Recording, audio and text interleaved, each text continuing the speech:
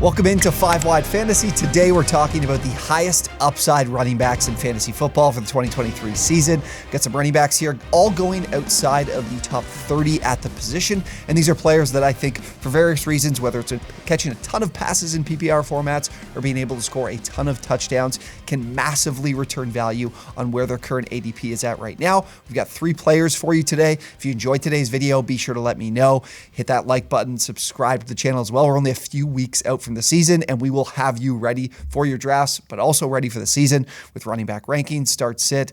Be sure to check all this stuff out that we've already posted throughout this week and moving forward. And as well, shout out to The Stunt. The Stunt is a sponsor of today's video. Check out this video, letting you know a little bit more about what they're all about. Social media is such a crowded space these days. If you're looking for sports content on the latest news, advice, or hell, even entertainment, it can be cluttered by content you don't actually want to see. That's where The Stunt comes in. They've taken all the elements of your favorite social media apps, brought it to one place, and made it about the one thing we love most: sports. Stunt was founded by the creator of YouTube TV at Google. So the design is eye-popping and the navigation is simple. Check out the latest takes, sparks, and live rooms from us and other content creators like Trey Wingo and Michael Irvin. Don't just follow sports. Be a part of the conversation. Download the Stunt app today. And again, we'll be live on the Stunt every single Friday during the season as well, with answering any start-sit questions you guys might have. And as well, I do want to do some stuff.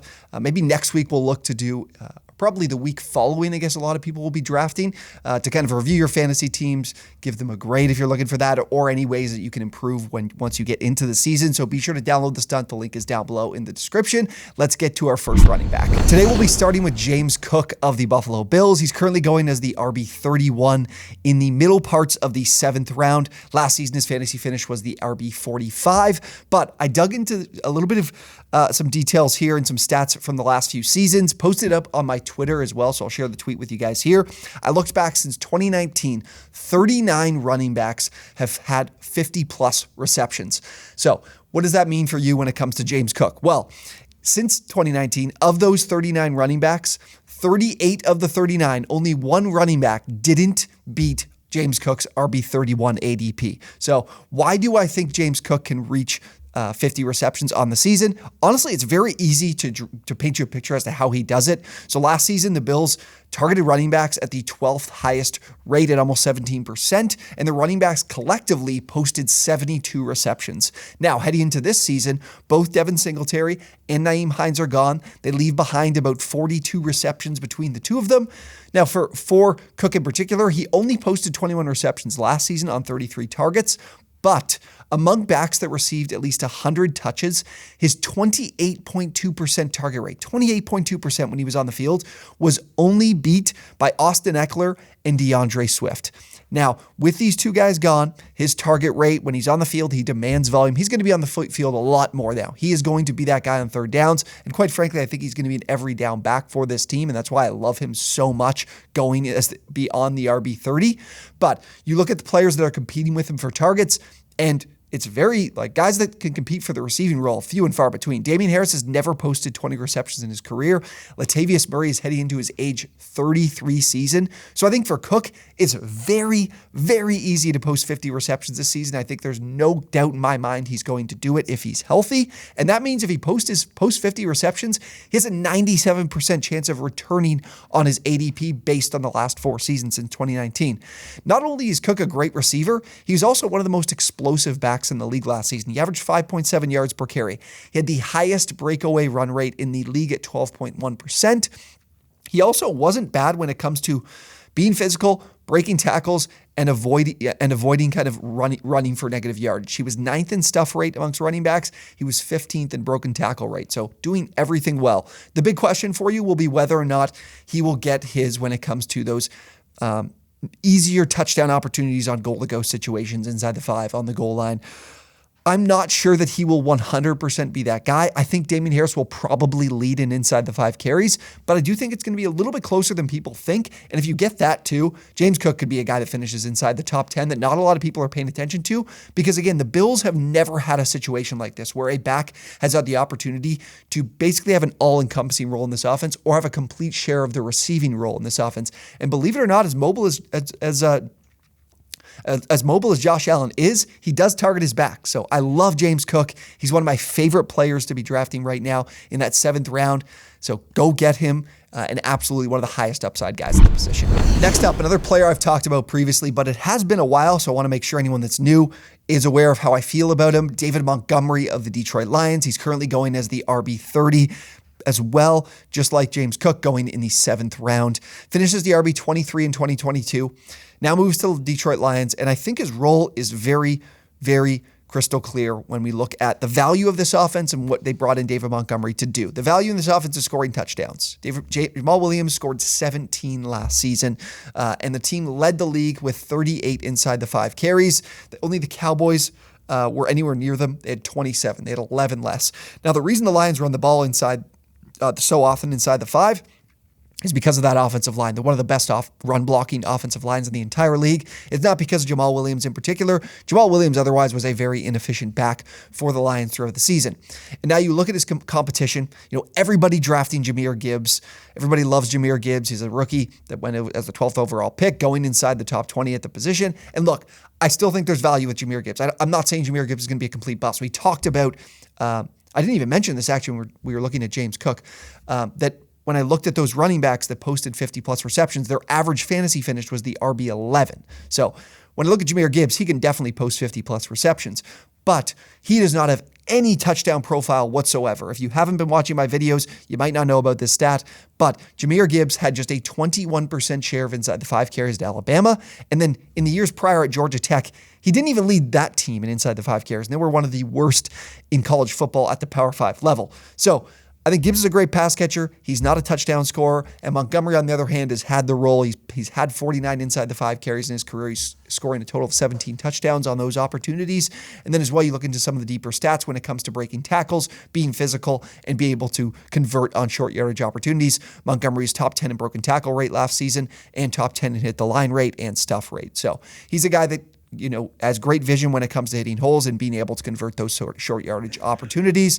And he's got a great opportunity here with the Lions with all those touchdowns that Jamal Williams leaves behind.